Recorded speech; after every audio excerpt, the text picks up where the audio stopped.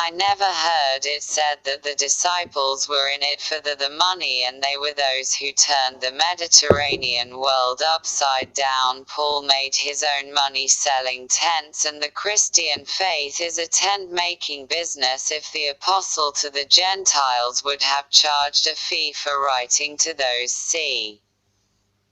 churches he founded, I don't think those parishes would be up in arms about it, but Paul tells them that he is not one of those overbearing type. One count it a privilege to be an apostle in chains, whether we live in Section 8 housing or $1,000,000 home, whether we find ourselves in a rough neighborhood or a quiet and serene environment. Our role as believers is to be living epistles written in the tablets of our hearts. Somebody is always reading your life, and you don't know who you may impact. You don't want to live with regret. See the point: not to attract attention to self. Whatever one does or fails in doing subconsciously, we all attract people to ourselves. So the whole point is not whether what I am up to is gaining attention. When you gain it, what is next? Will there be fellowship, prayer, disciples? Will people open the Bibles and read about the God who hung up the moon and the stars? Believers, our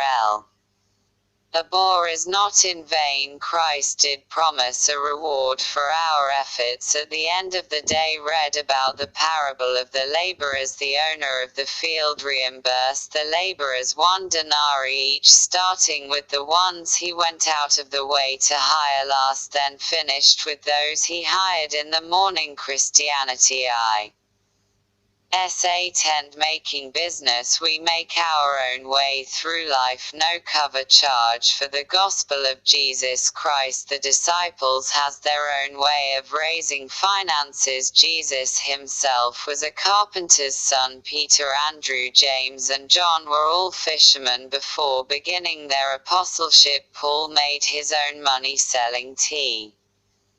Ensign Luke was a physician. I live on a farm here in Kiambu. That's how I meet my daily needs. We make our own way through life. Avoid being like the overbearing type where we live in Section 8 housing or $1,000,000 home. It don't matter. Somebody is always reading your life. They might be reading it twice. You don't want to live with regret. But Dalton Truth, Paul.